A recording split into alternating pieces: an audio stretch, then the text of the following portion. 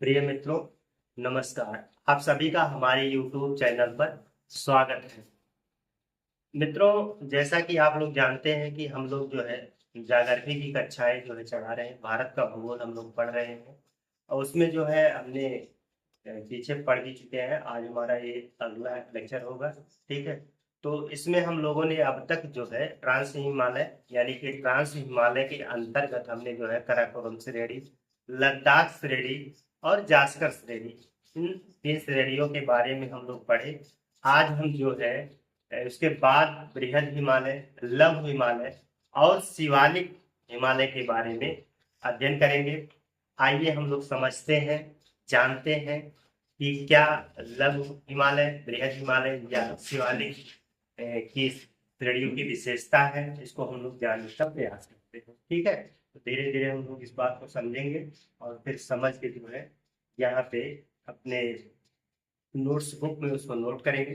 देखिए, तो हमारी हेडिंग होगी, जैसे कि हम लोग जो है भारत का भौतिक स्वरूप पढ़ रहे हैं और भौतिक स्वरूप में हम उत्तर पर्वतीय क्षेत्रों के बारे में अध्ययन कर रहे थे। और उस उत्तर पर्वतीय क्षेत्रों में हम लोग जो है आज बृहद हिमालय के बारे में देखेंगे। तो हमारी हेडिंग होगी बृहद हिमालय।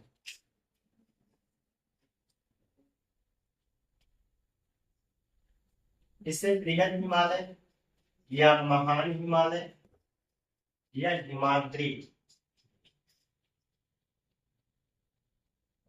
हिमालय,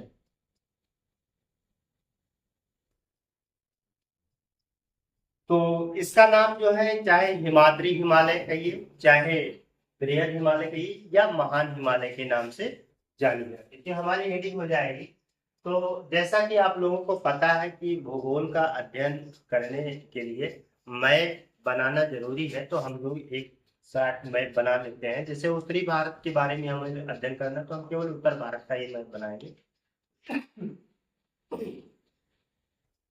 यहाँ पे जो है हम लोग जो है उत्तर भारत का एक मैप बनाते हैं।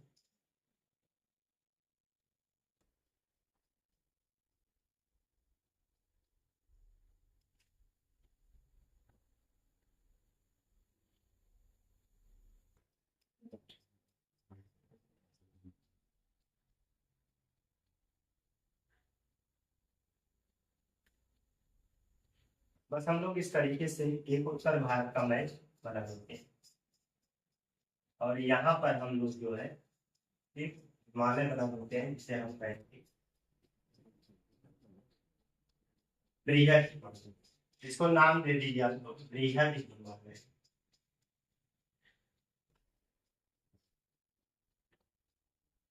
ये बृहद हिमालय हो गया। हम लोग यहाँ से नोट करेंगे, हेडिंग को हम थोड़ा सा इधर से बढ़ा लेते हैं। तो ये हमारा जो है बृहद हिमालय तैयार हो गया है। तो आइए बृहद हिमालय के बारे में जानते हैं। तो बृहद हिमालय जो है ये विश्व की सबसे अधिक ऊंचाई वाले शिखरों के लिए प्रसिद्ध है और ये सतत, इसकी श्रेणियां जो है सतत है। तो इस बात को जानते रहिएगा। यहाँ हम लोग इस पॉइंट को नोट करेंगे। यह यह विश्व के ऊंची शिखरों के लिए, शिखरों के लिए प्रसिद्ध है, प्रसिद्ध है।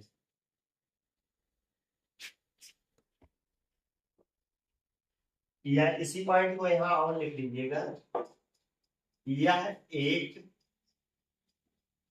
सतत श्रेणी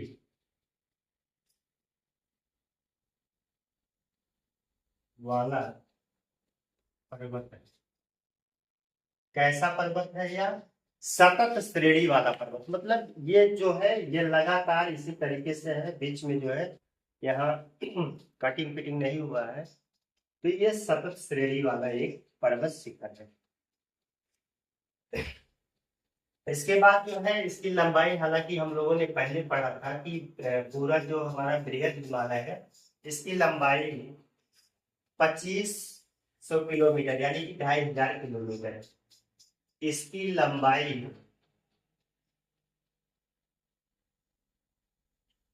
2500 किलोमीटर, यानी कि 2500 किलोमीटर। अगर हम इसकी चौड़ाई की बात करें तो इसकी चौड़ाई जो है वो 120 से 190 किलोमीटर तक है। तथा ऊंचाई तथा ऊंचाई ऊंचाई का मतलब औसत ऊंचाई इसकी 6100 मीटर है। यहाँ ब्रैकेट में आप लोग लिख लीजिएगा औसत।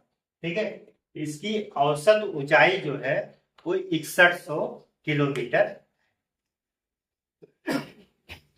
सॉरी, यहाँ पे आप लोग देखेंगे कि जो इसका उत्तरी, यहाँ पर पश्चिमी सिरा है, यहाँ सिंधु गाज का निर्माण करती है। ठीक है, यहाँ पे जो है ये सिंधु गाज का निर्माण करती है, यहाँ मतलब सिंधु गाज है। और फिर यहाँ पे अरुणाचल प्रदेश में भी जो है ये कहाँ तक है, तो आप कह दिया नामचा बरवा तक है। ठीक है, यह नामचा बरवा तक। नामचा बरवा का मतलब यहाँ जो है ब्रह्मपुत्र नदी आती है इधर से, तो वहां तक वो है अरुणाचल प्रदेश के नामचा बरवा तक फैला है। ठीक है, तो इस पॉइंट को भी नोट कर लेते हैं कि यह पश्चिम में सिंधु गाज सिंधु गाज सिंधु गाज का मतलब ये सिंधु नदी, जो सिंधु नदी को ये पर्वत जो है, सिंधु नदी इस पर्वत को काटती है, तो गाज गाज बन गया है एक बहुत बड़ा। नीचे जो है जहां नदी काट रही है लगातार, पता नहीं कितने वर्षों से उसको लगातार काट रही है, इस पहाड़ी को बहुत गहरा होता है, उसे गाज कहा जाता है। ठीक है, तो गाज बना हुआ है, तो गाज जो है इसकी गाज की जो गहराई हो गई 5200 मीटर है। 5200 मीटर इसकी गहराई है। सिंधु गाज से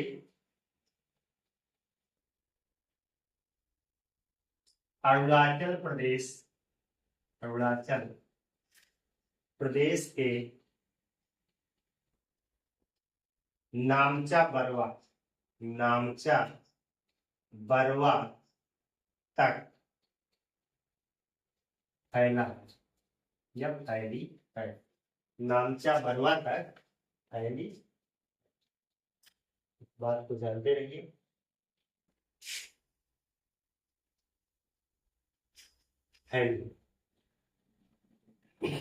इसके बाद जो है ये तो इसकी लंबाई हो गई, यानी कि कहने का मतलब यहाँ पर जो है नामचा बरवा है। ठीक है, यहाँ पे नामचा बरवा हो गया, यहाँ पे सिंधु गाज, तो ये नामचा बरवा तक यहाँ पे पहले इसको जानते रहिएगा।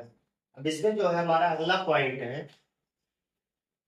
पॉइंट रहेगा इसमें, यह सिंधु सांगपो एक भ्रंश है उससे अलग होती है। ठीक है, यह सिंधु सांगपो भ्रंश से अलग होती है। तो आप यहाँ कह सकते हैं कि यह सिंधु सांगपो भ्रंश से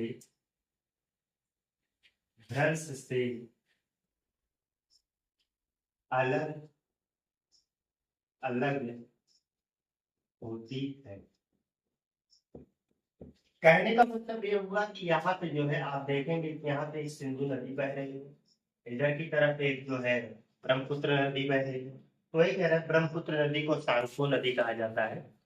तो ब्रह्मपुत्र नदी को सांगपो नदी कहा जाता है इस तरीके से, यहाँ पे एक भ्रंश पड़ गया और इस भ्रंश के इधर मतलब इस भ्रंश के दक्षिण में बृहद हिमालय स्थित है। तो हम कहेंगे कि ये एक भ्रंश है और इस भ्रंश के दक्षिण में जो है सिंधु सांगपो भ्रंश से यह बृहद हिमालय अलग होता है। ठीक है, ये बात समझ गए होंगे। अब इसके बाद जो है हम देखते हैं कि यहाँ पर हम लोग जैसा कि देखें कि यहाँ पर जो है विश्व की बहुत सारी ऊंची ऊंची चोटियां पाई जाती हैं। जैसे पॉइंट नोट कर लीजिए आप लोग, यहाँ पर विश्व की सबसे अधिक ऊंची ऊंची चोटियां पाई जाती है का मतलब ये हुआ, आप देखेंगे सबसे पहले यहाँ पर जो आपका ये सिक्किम है और ये इधर नेपाल है। ठीक है, तो सिक्किम और नेपाल की सीमा पर जो है यहाँ पे जो मौजूद है इसका नाम हम लोग नोट करते हैं, इसका नाम ये कंचनजंगा। कंचनजंगा, ठीक है, कंचनजंगा। कंचनजंगा की ऊंचाई कितना है पूछा जाता है तो 8,598 मीटर। इस पॉइंट को नोट कर लीजिएगा। कंचनजंगा जो है ये भारत के सिक्किम में स्थित है। हालांकि बॉर्डर पे है लेकिन ज्यादातर अंश जो है वो भारत में ही है, इसलिए हम कहेंगे कि यह भारत में स्थित है। ठीक है, और एक इस पे है बृहद हिमालय पर स्थित है। तो कंचनजंगा के बाद जो है नेपाल में स्थित है। इसको आप लोग यहाँ पे हम दर्शा दे रहे हैं, यहाँ पे देखिए रेड से दर्शा रहे हैं ताकि हम क्लियर रहे। तो इसको जो है मकालू कह दीजिए, मकालू। मकालू श्रेणी में पर स्थित है। अगर मकालू की ऊंचाई की बात करें, हालांकि आप लोगों को ऊंचाई यहाँ पर याद नहीं करना है, लेकिन थोड़ा मोटा मोटा जो है आप लोग जानते रहिए, जरूरी है जानना। तो इसकी ऊंचाई जो है आप कह दीजिएगा 8,481 मीटर। इसकी ऊंचाई जो है 8,481 मीटर। इसके बाद जो है हमारा यानी कि विश्व का सबसे ऊंचा पर्वत शिखर पाया जाता है। ठीक है, विश्व का सबसे ऊंचा पर्वत शिखर पाया जाता है। तो विश्व का सबसे ऊंचा पर्वत शिखर यहीं पे पाया जाता है। इसका नाम हम क्या रखते हैं, माउंट एवरेस्ट। आप इसे कहेंगे एवरेस्ट, एवरेस्ट। ठीक है, एवरेस्ट। इसकी ऊंचाई कितना है तो 8,848 मीटर है। ठीक है, 8,848। हालांकि अब नई इसकी जब ऊंचाई मापी गई है तो इसकी ऊंचाई 2 मीटर और बढ़ गई है, यानी कि 8,850 मीटर। तो ध्यान रहे यहाँ पे, चाहे आप लोग नोट कर लीजिए, नोट कर लीजिएगा, या इसी की ऊंचाई 8,850 मीटर। ठीक है, इसको भी नोट कर लीजिए। कभी कभी ऑप्शन में जो है 8,848 मीटर ना हो करके 8,850 मीटर दिया है, तो वही सही हो सकता है, सही माना जाएगा। ठीक है, तो इस पॉइंट को आप लोग नोट करे रहिए। इसके बाद जो है और भी श्रेणियां है नेपाल में ही, यहाँ पे एक श्रेणी और बना लेते हैं। जैसे आप लोग जो है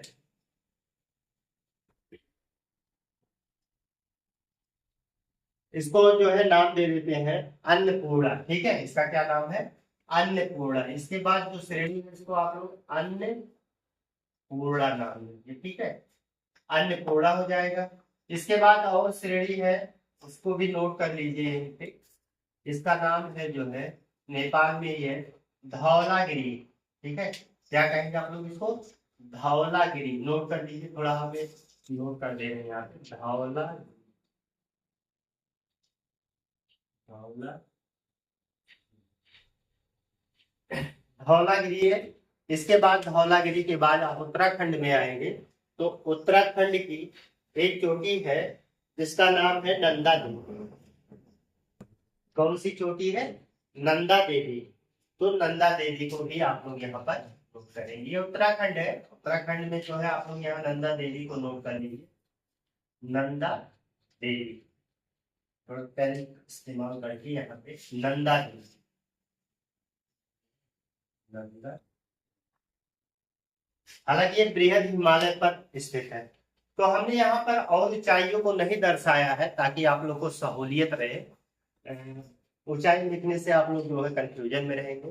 तो जो इम्पोर्टेंट महत्वपूर्ण लगते हैं, जिनकी ऊंचाइयां परीक्षाओं में पूछी जाती है, तो उन्हीं को हमने यहाँ पे नोट किया है। तो ये सब आप लोग देख लीजिएगा कि कंचनजंगा है तो 8,598 मीटर, इसको याद रखना है। यहाँ पे मकानों को याद रखने की जरूरत नहीं है, लेकिन एवरेस्ट की ऊंचाई आप लोगों को याद होनी चाहिए, 8,848 या 8,850 मीटर इसकी ऊंचाई है। हाँ, यह एक बात जरूरी है कि आप इसके क्रम को अवश्य ही याद रखें। ठीक है, इनके क्रम को याद रखना यहाँ पर महत्वपूर्ण हो जाता है कि जैसे कंचनजंगा पूरब में देख लीजिए, पूरब से पश्चिम तक के इनके क्रम को व्यवस्थित करने के लिए आ सकता है, या पश्चिम से लेकर के पूरब के क्रम को व्यवस्थित करने के लिए आ सकता है। तो इस बात को आप लोग जानते रहिए, ये बहुत महत्वपूर्ण चीज है। तो यहाँ पे हम लोग इसी बात को नोट करेंगे, नोट कर लेते हैं।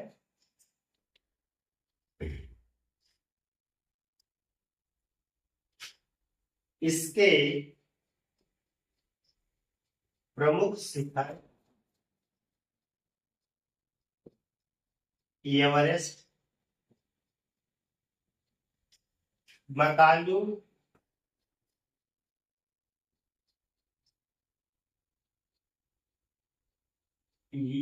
मकालू, कंचनजंगा, कंचनजंगा,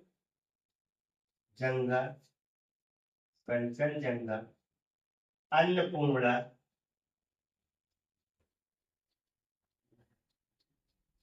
धौला, धौलागिरी, आदि आदि है। एक महत्वपूर्ण ये शिखर है, इस पॉइंट को भी आप लोग जानते रहे। हालांकि यहाँ पर हम जो है थोड़ा सा माउंट एवरेस्ट के बारे में जानेंगे, ठीक है। माउंट एवरेस्ट हमारे लिए जो है एक विशेष, चूंकि विश्व की जो है सर्वाधिक ऊंचाई वाली जो है पर्वत श्रेणी है, इसलिए हम माउंट एवरेस्ट के बारे में एक दो पॉइंट जानने का प्रयास करते हैं, ठीक है। आइए देखते हैं क्या है माउंट एवरेस्ट। तो माउंट एवरेस्ट के बारे में आप लोग जो है इसके बारे में खास कर जो है एवरेस्ट, तो यहाँ पर पॉइंट नोट कर लीजिए। यह विश्व की सर्वाधिक ऊंची पर्वत शिखर, शिखर, शिखर, यह विश्व की सर्वाधिक ऊंची पर्वत शिखर है। एक पॉइंट तो ये जानते रहिएगा। दूसरी बात इसके बारे में क्या है, दूसरी बात ये है कि इसे नेपाल में जो है सागर माथा के नाम से जानते हैं, या इसे नेपाल में क्या कहा जाता है, सागर माथा, इस बात को जानते हैं। इसे नेपाल में पूछा जाता है क्वेश्चन, नेपाल में सागर माथा, क्या कहते हैं, सागर माथा, इसे नेपाल में सागर माथा कहा जाता है, कहा जाता है। दूसरा पॉइंट ये जानते रहिए। तीसरी बात एवरेस्ट के बारे में थोड़ा सा और हम लोग जानने का प्रयास करते हैं। तीसरी बात यह है कि एक बछेंद्री पाल है, पर्वतारोही है, भारत की प्रथम महिला रही है जो 1984 पर इन्होंने इसके शिखर पंचर के फतेह हासिल की थी। तो इस पॉइंट को भी आप लोग नोट कर लीजिए, परीक्षाओं में पूछा जाता है, तो हम लोग इसको भी नोट कर लेते हैं, ठीक है। तो 1984 में, 1984 में बछेंद्री पाल, बछेंद्री पाल प्रथम भारतीय महिला, प्रथम भारतीय महिला है जिन्होंने जिन्होंने इस पर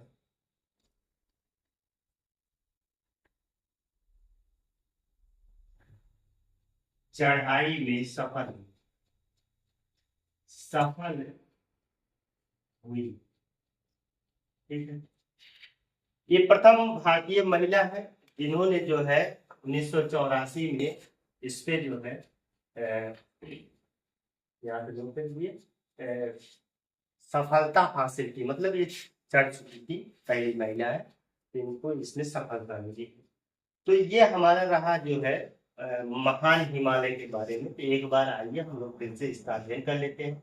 तो सबसे पहली बात है कि विश्व की सबसे अधिक चोटी, ऊंची ऊंची चोटियां इसी पर मौजूद है। यह एक सतत श्रेणी है, इसकी लंबाई जो है 2500 किलोमीटर है। अगर इसकी औसत ऊंचाई की बात करें तो 6100 किलोमीटर है। अगर हम इसकी चौड़ाई की बात करें तो 120 से 190 किलोमीटर तक हो सकती है। यहाँ पश्चिम में इसके सिंधु घाट बना है, बहुत गहरा घाट है, ठीक है। तो उस घाट की जो गहराई है लगभग 5200 मीटर है, बहुत ज्यादा है, ठीक है।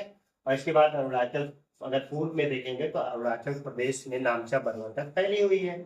सिंधु सांको एक समझ लीजिए, सिंधु सांको एक भ्रंश है जहां से पूरा बृहद हिमालय जो है अलग होता है, ये पॉइंट जानते रहिए।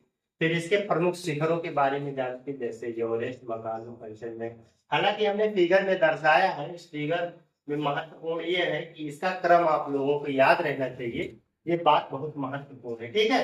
तो इसमें हमने देख लिया है कि जो एक महत्वपूर्ण चीज है एवरेस्ट है, एवरेस्ट के बारे में हमने 2-3 पॉइंट नोट किए हैं।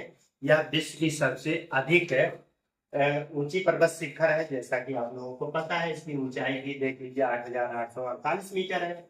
इसे नेपाल में सागर माथा, ये क्वेश्चन कई बार पूछा गया है, पूछे जाने की संभावना है, तो इसे नेपाल में सागर माथा के नाम से जानते हैं, इस बात को भी आप लोग जानते रहिए। फिर इसके बाद 1948, यहाँ में गलती हुई है, यहाँ पे आप लोग जो है 1948 नहीं 1984 लिख लीजिए, सॉरी इसके लिए सॉरी, आप लोग जो है 1984 लिख लीजिएगा। 1984 में जो है इसे बछेंद्री पाल प्रथम भारतीय महिला है जिन्होंने इस पे चढ़ाई के फतह हासिल की थी, मतलब इस चढ़ाई करने का। हाँ, यहाँ पे एक चीज और है, जैसे हमने कंचनजंगा लिखा है, तो कंचनजंगा के बारे में आप लोग एक पॉइंट नोट कर लीजिए, कंचनजंगा के बारे में भी। तो हम ये पे नोट कर देते हैं, इसी पेन से नोट करते हैं, कंचनजंगा, कंचनजंगा। कंचनजंगा के बारे में केवल एक लाइन आपको नोट करना है कि यह बृहद हिमालय पर स्थित भारत की सर्वोच्च चोटी। यह है बृहद हिमालय पर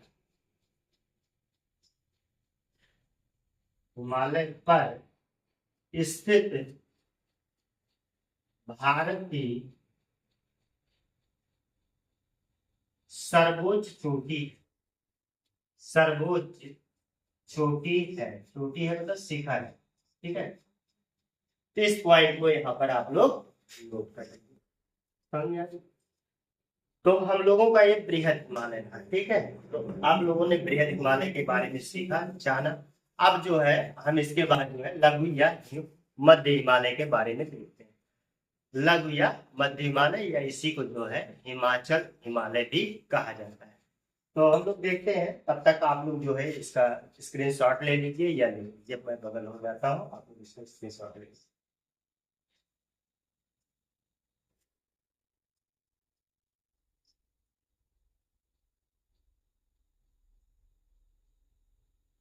ठीक है, मैं इसको मिटा दे रहा हूँ, क्योंकि इतना भी मिटाऊंगा तो मैं नीचे से जो है मिटा दे रहा हूँ।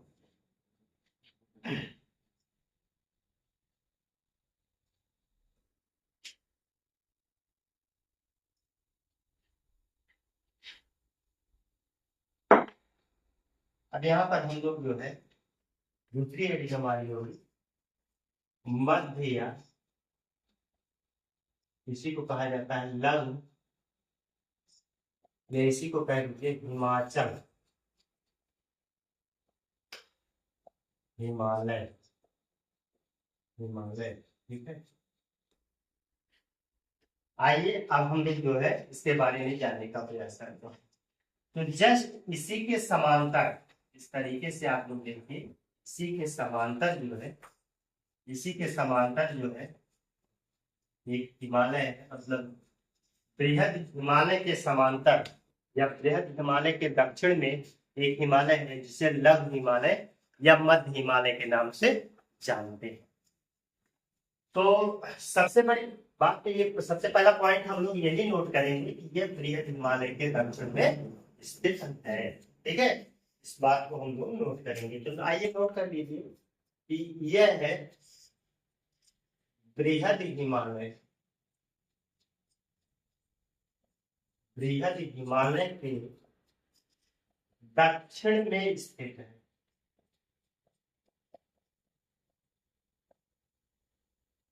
स्थित, ठीक। तो आप देख ही रहे हैं कि बृहद हिमालय है, बृहद हिमालय के दक्षिण में स्थित है, ठीक है। जो बृहद हिमालय है इसको लघु हिमालय को अलग करता है मेन सेंट्रल थ्रस्ट, ठीक है। मेन सेंट्रल थ्रस्ट से ये जो लघु हिमालय है वो बृहद हिमालय से अलग होता है, ठीक है। इस बात को भी नोट कर लेते हैं। यह बृहद हिमालय से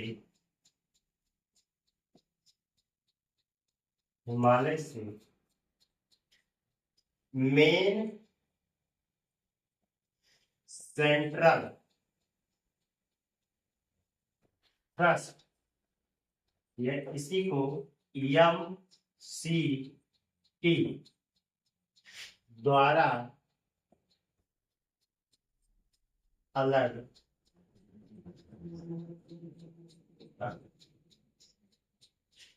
यह का मतलब है लघु हिमालय या मध्य हिमालय, ठीक है। यहाँ पर जो है एक रेखा है, समझ लीजिए एक रेखा है जो बृहद हिमालय और लघु हिमालय के बीच में खींची गई है, वो ये दर्शाती, उसी को हम एमसीटी मेन सेंट्रल थ्रस्ट के नाम से जानते हैं। वहीं से बात क्लियर होती है कि इधर का पार्ट जो ऊपर का पार्ट जो है वो बृहद हिमालय है और उसके नीचे जो है अब क्षेत्र किसका चालू होता है तो हम कहेंगे लघु हिमालय तो चालू है। इस पॉइंट को आप लोग जो है यहाँ पर नोट कर लीजिए।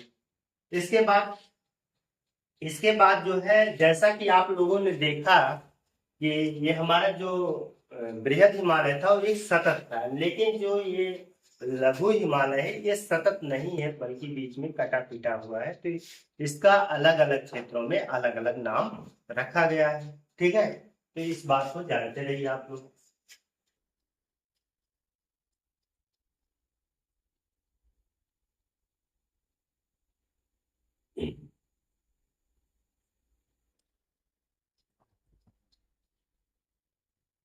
तो इस पॉइंट को भी आप लोग यहाँ पे नोट कर लीजिए।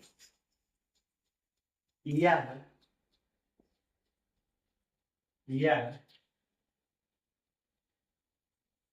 एक कटी फटी पर्वत श्रेणी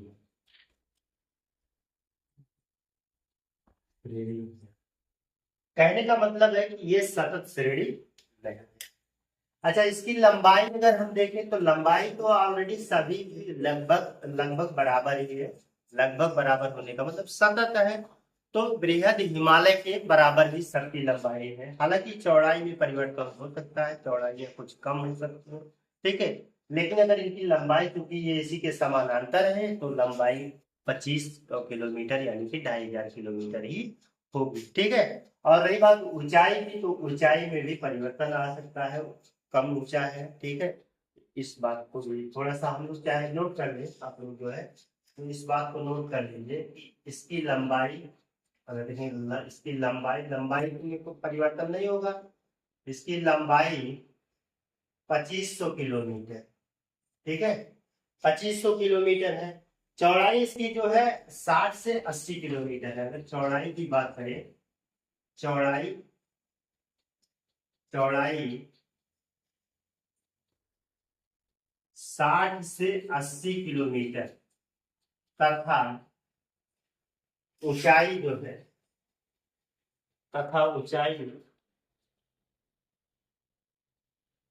3500 से 4500 मीटर तक पाई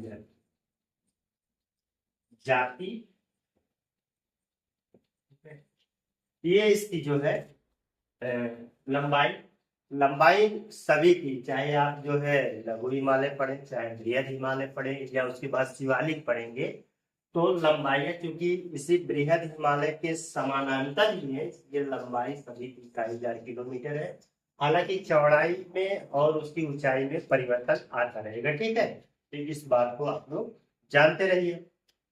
इसके बाद यहाँ पर जो है आप देखेंगे कि ये जो है बहुत ही बर्फीला क्षेत्र है। यहाँ शीतकाल में जो है 3-4 माह तक जो है बर्फ ही पड़ती रहती है, ठीक है। तो ये बात भी नोट कर लीजिए। शीतकाल में 3 से 4 माह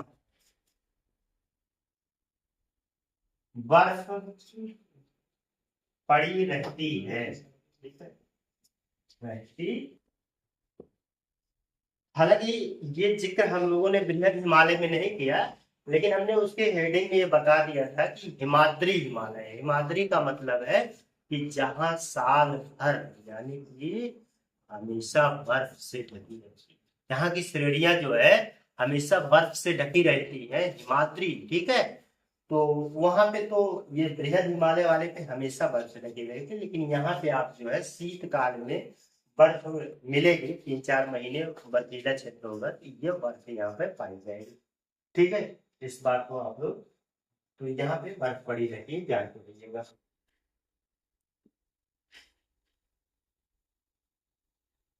अगर हम देखेंगे तो यहाँ पे जो आप ग्रीष्म में ऋतु होगा, वो मौसम जो है शीतल एवं स्वास्थ्यवर्धक होता है, ठीक है। इस पॉइंट को नोट कर ले, कभी पूछ लेता है कि जैसे आप देखेंगे कि अगर स्वास्थ्य लाभ या स्वास्थ्यवर्धन स्वास्थ्य हेतु स्वास्थ्य के अच्छे के लिए कौन सी श्रेणी, कौन सा स्थान, तो कई लोग जाते हैं हिमाचल प्रदेश वगैरह में जो है घूमने टहलने के लिए, तो वहां पे वो स्वास्थ्य लाभ उनको मिलता है। तो ये श्रेणी जो है काफी यहाँ पर जो है स्वास्थ्यवर्धक क्षेत्र भी मौजूद है, ठीक है। तो इस पॉइंट को नोट कर लीजिए। यहाँ पर ग्रीष्म ऋतु में, ग्रीष्म काल में मौसम शीतल एवं स्वास्थ्य वर्धक होता है, होता। इस पॉइंट को भी आप लोग यहाँ पे नोट कर लीजिए, बहुत महत्वपूर्ण पॉइंट है, ठीक है। तो ये हमारा जो है इतने पॉइंट इधर के हो गए हैं। अब जो है इसमें हम लोग देखेंगे, हमने जैसा कि इस पॉइंट को यहाँ से डाला कि यह एक कटी फटी पर्वत श्रेणी श्रृंखला है, ठीक है। ये कटी फटी है, इसका मतलब ये है ये सतत नहीं है। तो ये सतत नहीं तो कैसे है, तो आप इसको नोट कर लीजिए कि यहाँ यह पीर पंजाल, पीर पंजाल कॉमा, पीर पंजाल के बाद आप लोग जो है देखेंगे धौलाधर, पीर पंजाल धौलाधर, धौलाधर कॉमा, धौलाधर के बाद जो है आप देखेंगे इसको कहा जाता है नागा टिब्बा, नागा टिब्बा।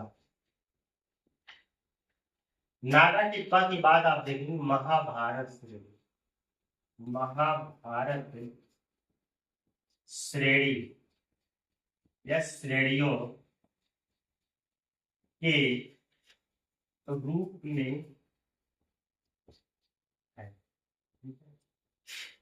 कहने का मतलब ये हुआ कि ये पूरा आपका जो हिमाचल हिमालय है या मध्य हिमालय है, लघु हिमालय है, इसकी श्रेणियां सतत ना होकर कैसी है, कटी फिटी है। तो कटी फिटी का मतलब है इसको यहाँ से ऐसे कटी हुई है श्रेणियां, जैसे यहाँ पे देखिए ये कटी हुई, फिर यहाँ पे कटी हुई, ठीक है। तो ये श्रेणियां कटी फिटी हुई है, इन श्रेणियों को जो है पीर पंजाल श्रेणी, धौलाधर, नागा टिब्बा, महाभारत आदि श्रेणियों के नाम से जाना जाता है, ठीक है। अब यहाँ पे थोड़ा सा पॉइंट जानने लायक है कि किस क्षेत्र में इनको क्या नाम दिया जाता है। तो जैसे यहीं पे नोट कर लीजिए, अगर हम बात करें कि ये पीर पंजाल कहाँ कहे जाते हैं, तो आप इसको जम्मू कश्मीर या कश्मीर लिख लीजिए, ठीक है। कश्मीर वाले श्रेणी, कश्मीर में इसको जो है पीर पंजाल कहा जाता है। धौलाधर आप क्या कहें, हिमाचल प्रदेश में, हिमाचल प्रदेश में इसे धौलाधर के नाम से जानेंगे, ठीक है। इसी को अगर नागा टिब्बा की बात करें तो आपका उत्तराखंड है, उत्तराखंड में हम इसे नागा टिब्बा कहेंगे, उत्तराखंड में नागा टिब्बा कहेंगे। अगर हम महाभारत की बात कर रहे हैं तो नेपाल में इसे महाभारत के नाम से, ठीक है, नेपाल में इसे हम क्या कहेंगे, महा। तो इस पॉइंट को नोट कर सकते हैं। अगर हम देखें फिर पीर पंजाल श्रेणी, तो पीर पंजाल श्रेणी जो है ये ये सभी में सबसे महत्वपूर्ण है, ठीक है, सबसे लंबी भी है और सबसे महत्वपूर्ण श्रेणी है। तो इस बात को नोट कर लीजिए यहाँ पर। हम इसको जो है ब्लू से लिख लेते हैं, आप लोग जानते हैं। केवल पीर पंजाल, केवल पीर पंजाल के बारे में जो है यहाँ पे नोट कर लिए। तो यहाँ पर जो है इसे कहते हैं, यह है सबसे, सबसे का मतलब है कि इसी लघु जो हिमालय है इसकी श्रेणियों में, ठीक है, यह सबसे लंबी एवं महत्वपूर्ण श्रेणी है। सबसे लंबी एवं महत्वपूर्ण श्रेणी, ठीक है, इस बात को आप लोग जानते रहिएगा, ठीक है। और क्या हो सकता है, यहीं पर जो है गुरजिल और बनिहाल दर्रे भी पाए जाते हैं, ठीक है, गुरजिल और बनिहाल, यह इसी श्रेणी पर, इसी श्रेणी पर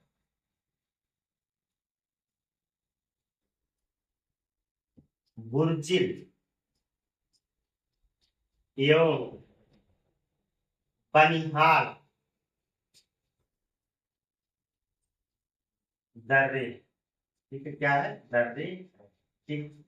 इसी श्रेणी पर जो है गुरजिल और बनिहाल, हालांकि हम जब दर्रा पढ़ेंगे तो उसमें आपको डिटेल से बताएंगे, लेकिन आप जानते रहिएगा इसी श्रेणी पर जो है गुरजिल और बनिहाल दर्रे, जैसे आप देखिए यहाँ, ठीक है, गुरजिल और बनिहाल दर्रे इसी पीर पंजाल श्रेणी पर पाए जाते हैं। तो आप लोग जो है इतना नोट कर लीजिए, फिर आगे हम इसके बारे में एक आध पॉइंट और नोट करवाएंगे। जैसे अभी आप देखेंगे जो हमारा बनिहाल दर्रा है इसे जवाहर सुरंग के नाम से भी जानते हैं, और यही दर्रा जो है जम्मू से कश्मीर को जोड़ता है। पॉइंट जो है आप लोग इसको नोट कर लीजिए, इसके बाद हम लोग देखते हैं, ठीक है।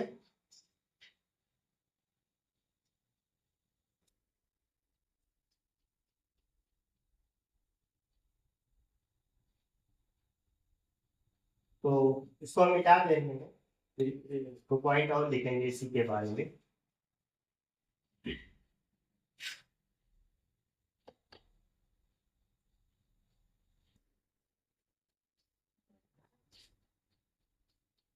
जम्मू से कश्मीर के लिए मार्ग जवाहर सुरंग, जवाहर सुरंग, जवाहर सुरंग कहा, बनिहाल में, ठीक है, बनिहाल, जवाहर सुरंग। अगर आपको जम्मू, नीचे यहाँ पे जम्मू है, जम्मू से अगर कश्मीर जाना है, जम्मू से यदि आपको कश्मीर जाना है तो किस तरह से, यहाँ पे आपको लिखो, अगर आपको जम्मू से कश्मीर जाना है, यहाँ किस दर्रे से होके जाएंगे, तो आप ये बनिहाल दर्रे से आप, और बनिहाल दर्रे में क्या बना हुआ है, जवाहर सुरंग बना हुआ है। तो इस बात को आप लोग जानते रहे, यही मार्ग, यही रास्ता है, ठीक है, यहाँ जाने का। और फिर देखेंगे कि कश्मीर की घाटी भी जो है इसी में स्थित है। तो कश्मीर की घाटी, कश्मीर की घाटी जो है इसी श्रेणी में, यहाँ पे कश्मीर की घाटी स्थित है। तो आप लिख लीजिए यहीं पर, या यहीं पर कश्मीर की घाटी स्थित है, कश्मीर की घाटी स्थित।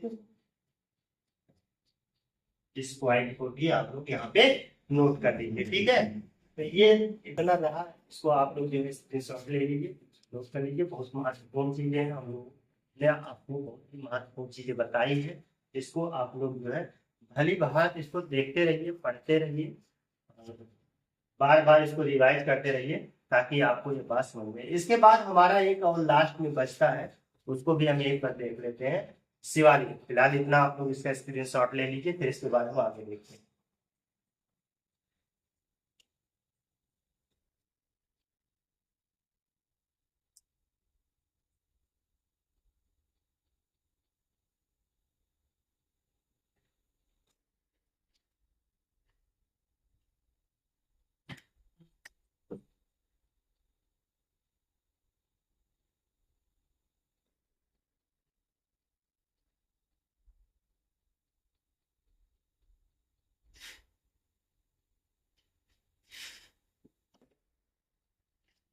इसके बाद जो है इनको थोड़ा दूसरे कलर का इस्तेमाल कर देते हैं, ब्लू लगा देते हैं यहाँ पे, आपको पता रहे। फिर यहाँ से लेकर के नीचे तक पूरा देखेंगे, यहाँ पे सकरा होता जाता है। यहाँ पर जो श्रेणी है इसे हम लोग जो है शिवालिक के नाम से, ठीक है।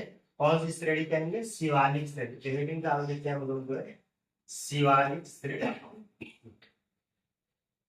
तो आप इसे कहिए शिवालिक, या इसी को कहा जाता है ऊपर, ठीक है, इसी को कहा जाता है बाढ़ हिमालय, हिमालय, ठीक है। ये हमारी हेडिंग होगी, इसके अंतर्गत हम लोग देखते हैं।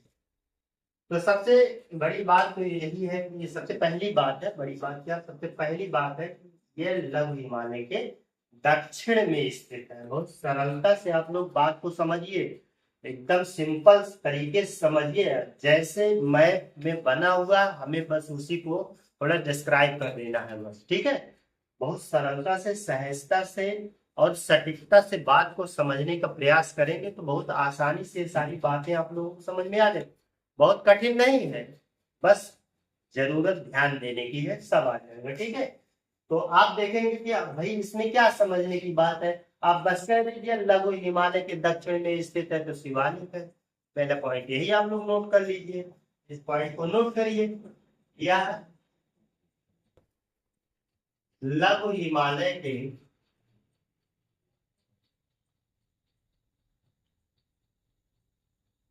दक्षिण में स्थित, यह लघु हिमालय के दक्षिण में स्थित है। इस पॉइंट को आप लोग नोट कर लीजिए।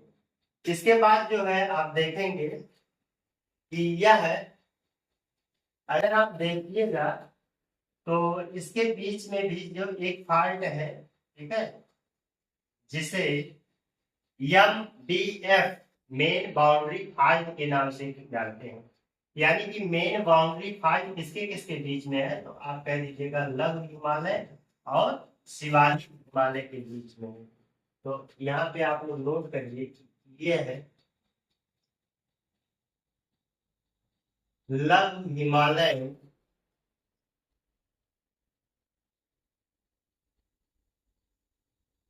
हिमालय से main boundary fault, main boundary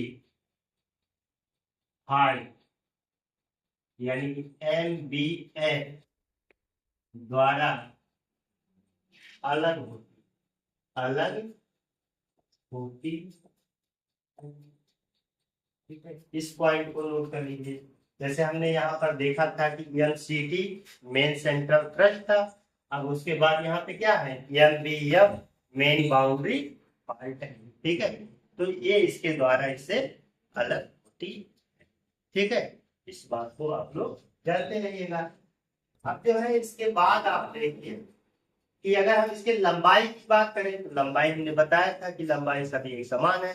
अगर हम इसकी चौड़ाई की बात करें तो यहाँ पे चौड़ाई जो है काफी कम हो जाती है, तो इसकी चौड़ाई 10 से 50 किलोमीटर है, ठीक है। तो हालांकि लंबाई हम अगर नोट करें तो लंबाई तो वही होगी, लंबाई लिख लेते हैं, लंबाई तो 2500 किलोमीटर है, ठीक है। अगर हम इसकी चौड़ाई की बात करें, चौड़ाई चौड़ाई तो इसकी 10 से 50 किलोमीटर है। अगर हम उसकी ऊंचाई की बात करें तो इसकी ऊंचाई जो है लगभग 600 मीटर, ठीक है। इसकी ऊंचाई कितनी हो जाएगी, तो उसकी औसत ऊंचाई जो है आप मान लीजिए 600 मीटर, ठीक है। ये इसकी ऊंचाई हो गई।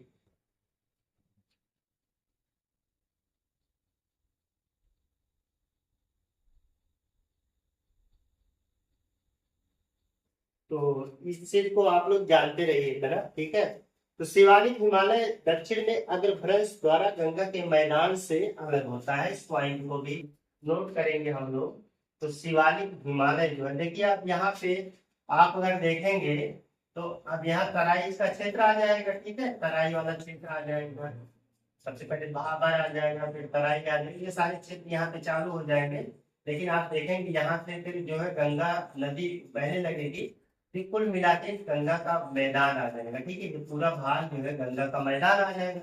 तो गंगा के मैदान को आप देखेंगे कि ये आपका शिवालिक है, फिर शिवालिक के बाद जो है गंगा का मैदान स्टार्ट हो जाएगा। तो जब गंगा का मैदान होगा, यहाँ पर भी एक पॉइंट पाया जाएगा, उसे जो है कौन सा पॉइंट मिलेगा आप लोग नोट कर लीजिए।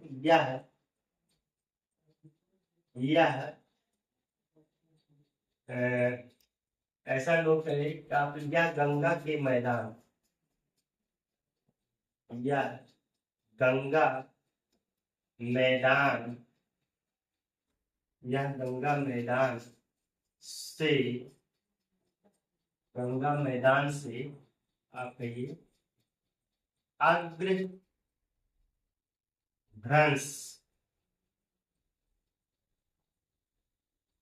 अग्रभ्रंश या अब जो है इसको इसको यहाँ पर जो है ऐसे ना नोट करिए, इसे कोई हिमालय अग्रभ्रंश लिखेंगे। हिमालय अग्रभ्रंश यानी कि HFF द्वारा अलग होता है, अलग होता। ठीक है, इसके द्वारा अलग होता, इस बात को जानते रहिए। ठीक है, तो लघु हिमालय के दक्षिणी ढाल पर जो है और उत्तरी हिमालय के बीच में जो है अनेक घाटियां पाई जाएंगी। यहाँ पर जो है आप देख रहे हैं शिवालिक है, शिवालिक के जो है उत्तर में और लघु हिमालय के दक्षिण में अनेक घाटियां पाई जाती है। ठीक है, इस पॉइंट को भी नोट कर लीजिए। देखिए लघु हिमालय के दक्षिण, भाई दक्षिण तो लिखेंगे आप लोग। अब लघु हिमालय के दक्षिण और शिवालिक के उत्तर। लघु हिमालय के दक्षिण और शिवालिक हिमालय के उत्तर में अनेक घाटियां